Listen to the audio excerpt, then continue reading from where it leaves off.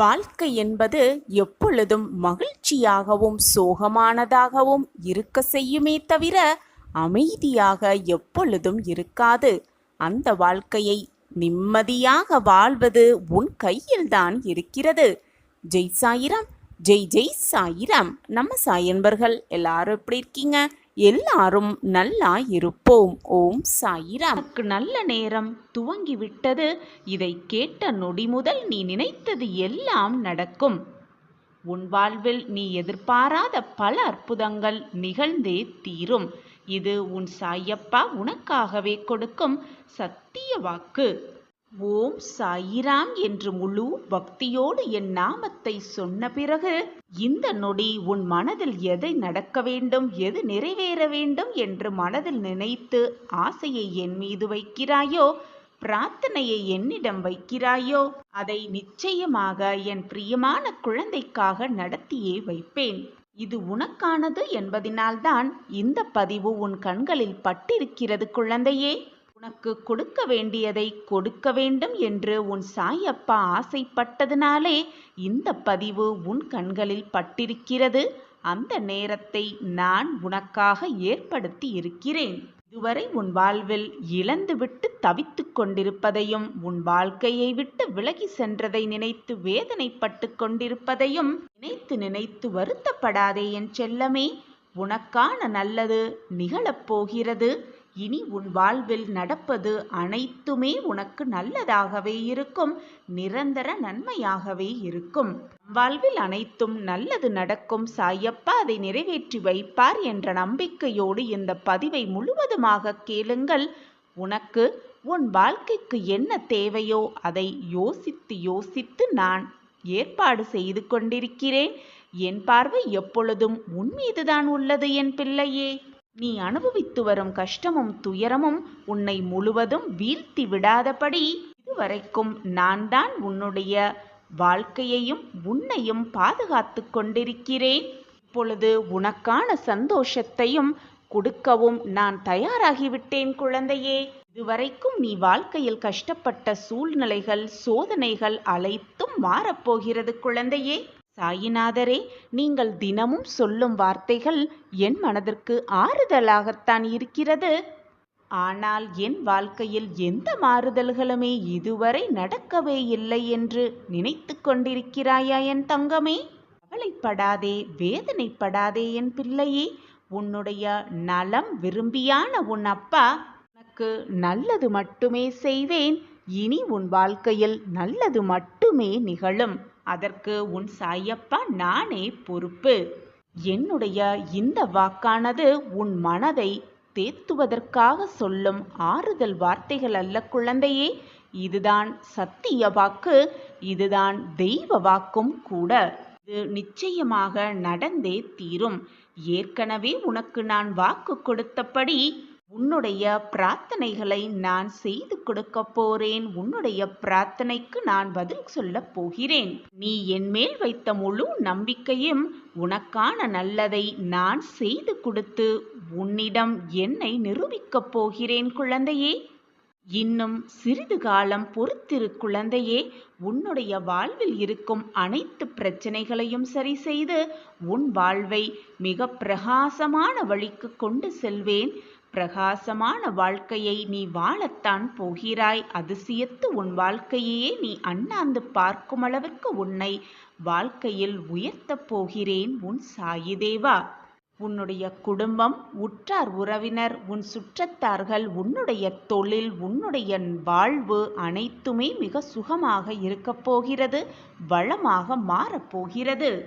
நல்லதே நடக்கும் குழந்தையே. மனம் தளராமல் தைரியமாக இரு. உன் வாழ்வில் ஒரு மாற்றம் நிச்சயமாக வந்தே தீரும். பிறருக்கு உதவி செய்ய, பிறர் கஷ்டத்தில் இருக்கும் பொழுது கரம் கொடுக்க நீ தயாரானால் உன்னுடைய கரத்தை பிடிக்க இறைவன் எப்பொழுதுமே தயாராகவே இருப்பார். குழந்தையே, எப்பொழுதுமே குருவுக்கு சேவை செய்து அவருடைய பாதங்களையே நாடி இரு. அப்பொழுது உன்னுடைய அனைத்து பாவங்களும் உன்னை விட்டு விலகி மறைந்து போகும் உன் சாயப்பாவே கதி என்று இருக்கும் உன்னை நான் எப்படி தனியாக விட்டு விடுவேன் குழந்தையே? நம்பிக்கையோடு இரு, தைரியமாக இரு. உன் வாழ்வில் ஒரு மாற்றம் வந்தே தீரும். அந்த மாற்றத்திற்கான முதல் அறிகுறியாகத்தான் இப்பொழுது உன் கண்ணில் இந்த பதிவு பட்டிருக்கிறது. நல்ல வாக்கை நீ கேட்டுக்கொண்டும் இருக்கிறாய். அதற்கான முதல் அறிகுறி என்று நினைத்துக்கொள். உன் வாழ்வில் நீ நினைப்பதற்கு மேலாகவே நல்லது நடக்கப் போகிறது. நடப்பது அனைத்தும் நல்ல விதமாகவே இருக்கப் போகிறது குழந்தையே. சந்தோஷமாக இரு, தைரியமாக இரு. இந்த வாழ்க்கையை எனக்கு எதற்கு என்று நீ சொல்லும் அளவிற்கு உன் வாழ்வில் விரக்தியை கண்டுவிட்டாய். அந்த வாழ்க்கையில் சந்தோஷமாக, ஆனந்தமாக, நிம்மதியாக நீ வாழும் நேரமும் வரத்தான் போகிறது. அதை நீ பார்க்கத்தான் போகிறாய். ஒரு மாற்றம் நிச்சயமாக உன் வாழ்வில் வந்தே தீரும். இது சாயப்பா உனக்காகவே கொடுக்கும் சத்திய வாக்குதான். உனக்கானதை பார்த்து பார்த்து உன் சாயி தேவா தயார் செய்து கொண்டிருக்கிறேன் குழந்தையே. இன்னும் சிறிது காலத்தில் உனக்கானது உன் கையில் வந்து சேரும். அதுவரை நீ சற்று பொறுமையாகத்தான் இருக்க வேண்டும். உன் வாழ்க்கையை உன் சாயி தேவா நான் பார்த்து கொள்கிறேன் குழந்தையே. வீணாக உன் மனதை போட்டு எதற்குமே குழப்பிக் கொள்ளாதே. மாற்றம் வரும். அதுவும் அதிரடி மாற்றமாக இருக்கும். அதுவும் நிரந்தர மாற்றமாக இருக்கும் என்பதை தீர்க்கமாக நம்பு. ஒரு செயலை, ஒரு முடிவை, ஒரு வாக்கை உன் சாயப்பா சொல்கிறார் என்றால் நிச்சயமாக அது தவறுதலாக வரவே வராது. முடியும் காரியமாகத்தான் இருக்கும் உன் சாயப்பா நாவிலிருந்து வரும் வாக்கு. நீ எப்பொழுதும் நம்பிக்கையை இழக்காமல் என்னுடைய நாமஸ்மரணத்தை மட்டும் சொல்லிக்கொண்டே இரு. உனக்கான ஒரு திட்டம் நான் வைத்திருக்கிறேன். அந்த திட்டப்படிதான் இதுவரை உன் வாழ்வு மகிழ்ச்சியாக சென்று கொண்டிருந்தது. சில நேரம் சில கஷ்டங்களையும் அனுபவித்தாய். அந்த கஷ்டங்கள் உன்னை கண்ணீர் சிந்த வைக்க அல்ல குழந்தையே, உன் வாழ்க்கையை மீட்டெடுக்க, உன் வாழ்க்கையை என்ன என்று உனக்கு புரிய வைக்கத்தான் அந்த கஷ்டம் உன்னை சூழ்ந்து வந்தது என்பதை புரிந்து கொள். இனி என் திட்டப்படி உன் வாழ்வு மிக நன்றாகவே மாறும். மிக நன்றாகவே மாறி உன் வாழ்வில் சந்தோஷம் பெருகிக் கொண்டே இருக்கும். நிச்சயமாக ஒரு மாற்றம் உன் வாழ்வில் நிகழ்ந்தே தீரும். சரியான நேரத்தில், சரியான தருணத்தில் அந்த திட்டத்தை நான் உனக்காக ஏற்படுத்துவேன். திட்டத்தை எதிர்நோக்கி காத்திரு. எப்பொழுதுமே என் மீது நம்பிக்கை வை குழந்தையே. அந்த நம்பிக்கையே உன்னை உன் வாழ்வில் கரை சேர்க்கும். மிக பிரகாசமாக நான் சிலவற்றை உனக்கு தாமதமாக தருகிறேன் என்றால் அது மிக தரமானதாக இருக்கும் என்பதில் எந்த ஒரு சந்தேகமுமே வேண்டாம். ஏதாவது கிடைக்க தாமதமாகிறது என்றால் அதற்கான இரட்டிப்பு பலன்களோடு உனக்கு மகிழ்ச்சி வந்து கொண்டிருக்கிறது என்பதை தீர்க்கமாக நம்பு. நம்பிக்கையோடு இரு, தைரியமாக இரு. உன் வாழ்க்கையில் நீ ஏற்படுத்தப் போகும் அனைத்து சிக்கல்களிலிருந்தும் வெளிப்படப் போகிறாய். உனக்கான மகிழ்ச்சி உனக்காகவே காத்து கொண்டிருக்கிறது. உனக்கு என்று எழுதப்பட்டது நிச்சயமாக உன்னை விட்டு வேறு யாருக்கும் செல்லாது குழந்தையே. இது உன் சாயப்பாவின் சத்திய வாக்கேதான். என் வாக்கு என்றாவது பொய்த்ததுண்டா? என்னை நம்பியவர்களை நான் விட்டு கொடுத்ததும் இல்லை. எப்பொழுதும் அவர்களை விட்டு விலகி சென்றதும் இல்லை. நான் இருக்கிறேன் குழந்தையே, எதற்குமே அஞ்சாதே. இந்த உலகத்தில் இருக்கும் அனைத்து ஜீவராசிகளின் மேல் அன்பு செலுத்து. எப்பொழுதும் மற்றவர்களை காயப்படுத்தும்படி பேச நினைக்காதே. எப்பொழுதும் மற்றவர்களுக்கு உன்னால் முடிந்த உதவிகளை செய்து கொண்டே இரு. தேவை என்று வருபவர்களுக்கு உன்னால் முடிந்த உதவிகளை செய்.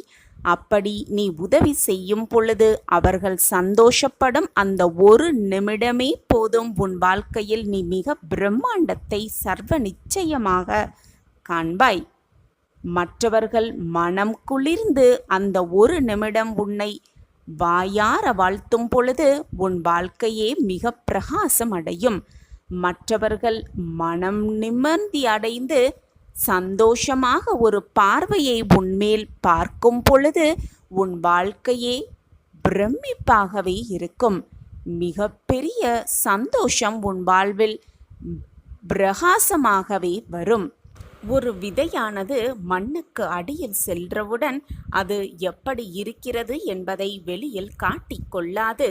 அது கொஞ்சம் கொஞ்சமாக வளர்ந்து மேலே வரும் பொழுது, அது ஒரு மரமாகும் பொழுது, விருட்சமாகும் பொழுது, அதனுடைய அஸ்திவாரத்தை அது பலமாக போட்டுவிட்டபடியால் எந்த பிரச்சனை வந்தாலும் அதை சுலபமாக தாங்கும் தைரியமும் நம்பிக்கையும் அந்த விதைக்கு வந்துவிடுகிறது. அதே போலத்தான் என் பிள்ளையே, நீ உன்னுடைய அஸ்திவாரத்தை சற்று நிதானமாக உன் வாழ்க்கையை புரிந்து கொண்டு எப்படி வாழ வேண்டும் என்பதை மிக தெளிவாக தெரிந்து கொண்டு பின் உன்னுடைய பயணத்தை துவங்கு. எடுத்த எடுப்பிலேயே உன் பயணத்தை நீ எடுத்து வைக்க அடியை எடுத்து வைத்து விட்டால் பின் என்னாகும்? தடங்கல்கள் வரும் பொழுது மனம் துவண்டு அப்படியே உட்கார்ந்து விடுவாய். எனவே எதை செய்வதற்கு முன்பாகவும் பல தடவை யோசித்து செய்து பழகு.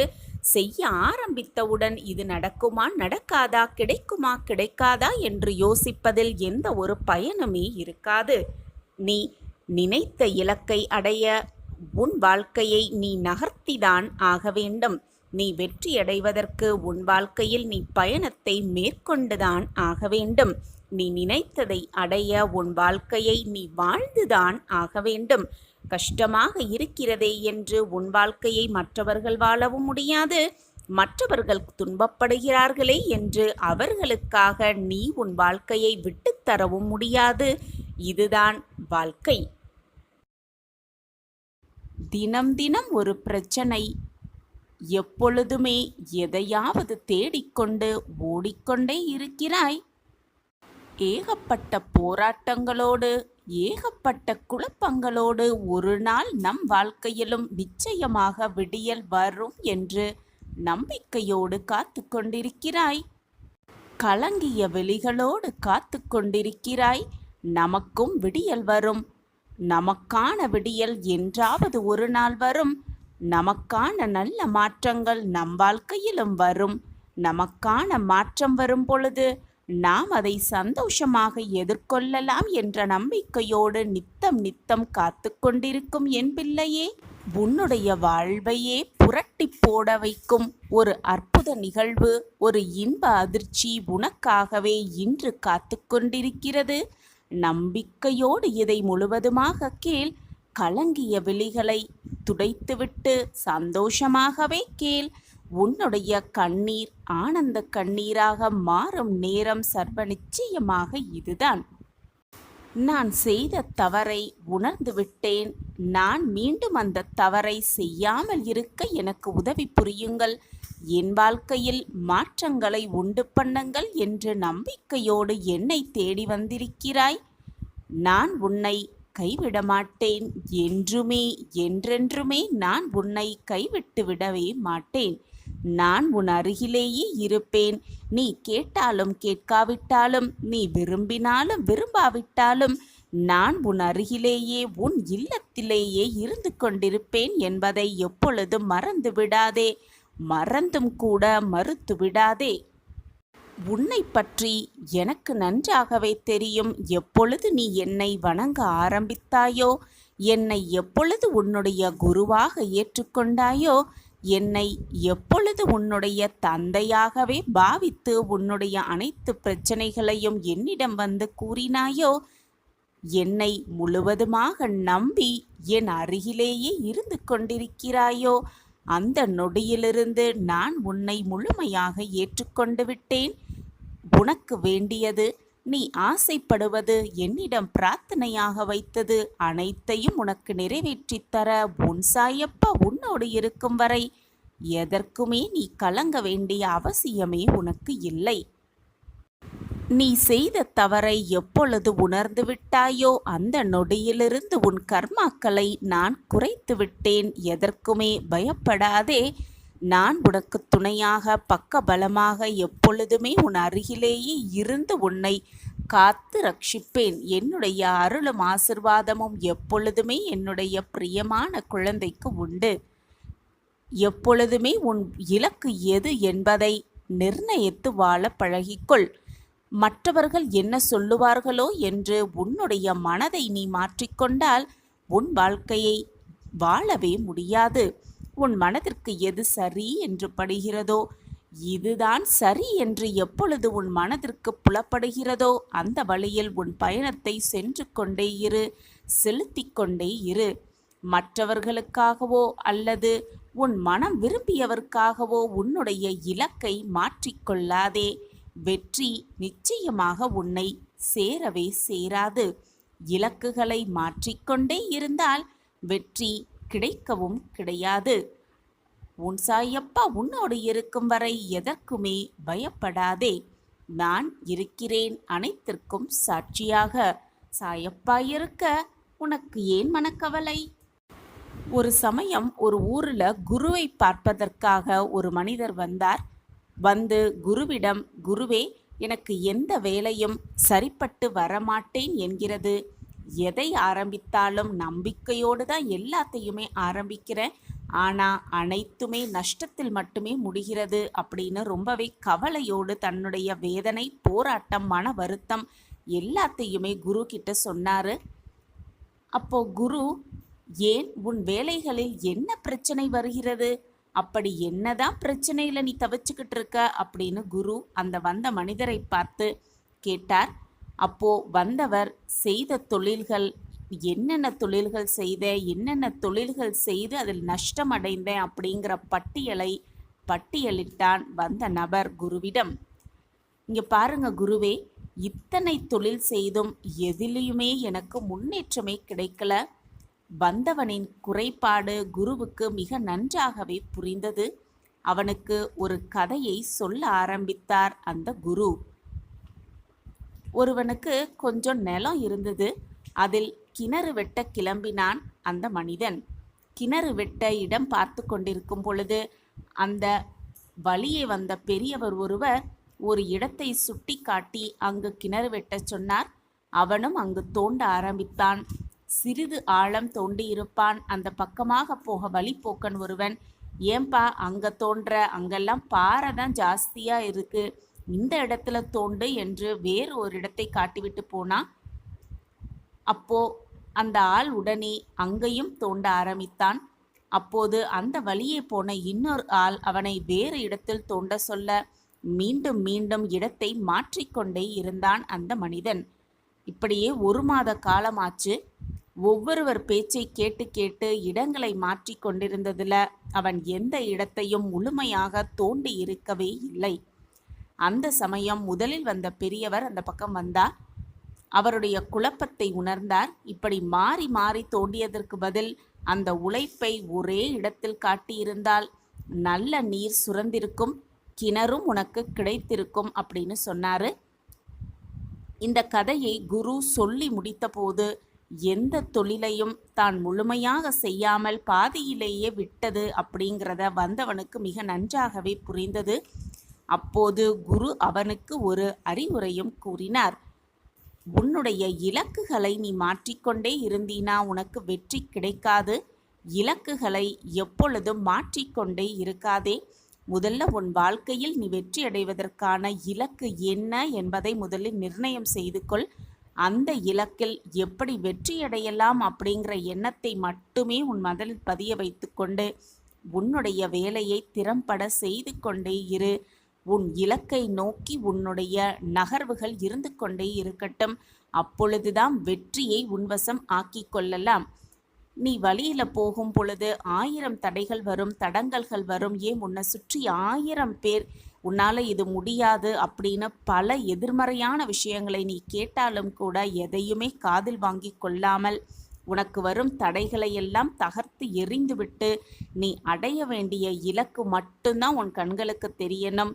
உன்னுடைய இலக்கு என்ன, அதை எப்படி அடையலாம் என்ற சிந்தனை மட்டும்தான் உன்னுடைய உள்ளத்தில் இருக்கணும். அப்படி இருந்தா நிச்சயமா நீ வெற்றியை சாதிக்கலாம், வெற்றியை உன்வசம் ஆக்கி கொள்ளலாம் அப்படின்னு குரு அந்த மனிதனிடம் அறிவுரையை வழங்கினார்.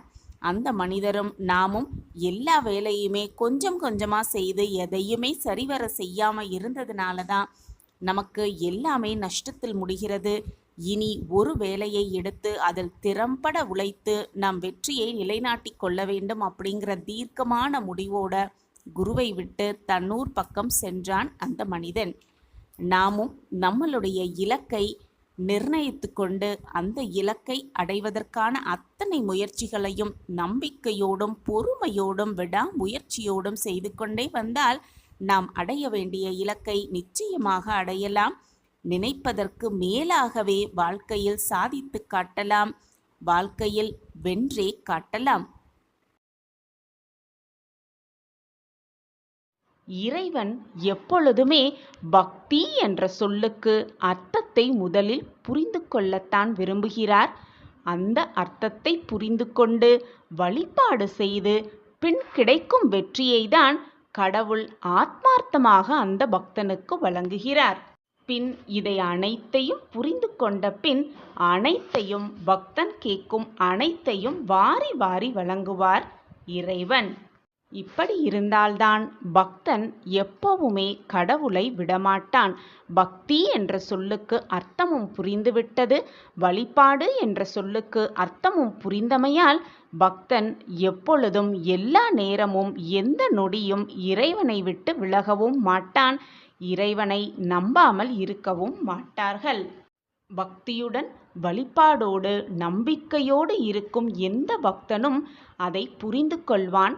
அந்த தருவாயில்தான், அந்த சூழ்நிலையில்தான் நீயும் என் பிரியமான குழந்தையாக இருக்கிறாய். மிகப்பெரிய உதவி உனக்காகவே காத்து கொண்டிருக்கிறது. தயக்கப்படாமல் தாராளமாக பெற்றுக்கொள். பெற்றுக்கொண்டு வாழ்க்கையை நிம்மதியாகவும் சந்தோஷமாகவும் மகிழ்ச்சிகரமாகவும் வாழ கற்றுக்கொள். என்னை மட்டுமே நம்பி வாழும் நீ வாழ்க்கையில் எப்பொழுதுமே வருந்தாதே, கவலைப்படாதே, வேதனைக்கு ஆளாகாதே. நீ நினைப்பதையெல்லாம் கொடுப்பதற்கும் உனக்கு கொடுப்பதையெல்லாம் உனக்கு நினைக்க வைப்பதற்கும் உன் சாயப்பா நான் இருக்கிறேன். நீ எதை வேண்டுமானாலும் என்னிடம் பிரார்த்தனையாக வை. உனக்கு வேண்டியதை அள்ளி அள்ளி கொடுக்கவே உன் சாயப்பா நான் இருக்கிறேன். உன் கர்மத்தின் தீவிரம் குறைந்து விட்டது. உன்னுடைய கர்மத்தின் தீவிரம் குறைந்தது என்றாலே உன் வாழ்வில் நல்லது நடக்க ஆரம்பமாகப் போகிறது என்றுதான் அர்த்தம். என்னை முழுவதுமாக நம்பி என்னை சரணடைந்த உனக்கு தேவையானதை வழங்கத்தான் உன் அப்பா ஆவலோடு காத்து கொண்டிருக்கிறேன். உன்னுடைய வருகையை எதிர்நோக்கி நான் காத்து கொண்டுதான் இருக்கிறேன். என்னுடைய பிள்ளையின் முகத்தில் ஆனந்த கண்ணீரை பார்ப்பதற்காகவே நான் ஆவலோடு வழிமேல் விழி வைத்து அமைதியாக இருக்கிறேன். உன் முகத்தில் ஆனந்தத்தையும் உன் மனதில் பூரிப்பையும் பார்ப்பதற்காகவே நான் வேலை செய்து கொண்டிருக்கிறேன். எப்பொழுதுமே சுயநலம் இல்லாமல் இரு. மற்றவர்களும் நன்றாக வாழ வேண்டும் என்ற சிந்தனை செய். தான் மட்டும் வாழ்ந்தால் போதும், நான் மட்டும் நிம்மதியாக வாழ்ந்தால் போதும் என்ற தலைகணத்தோடும் சுயநலத்தோடும் எப்பொழுதுமே இருக்காதே. ஒரு தாய்க்கு தெரியும் தன் குழந்தைக்கு என்ன தேவை என்று. அந்த தேவையை நிறைவேற்றி அனைத்தையும் உனக்கு ஒரு தாயாகவும் தகப்பனாகவும் இருந்து நான் செயல்படுத்துவேன்.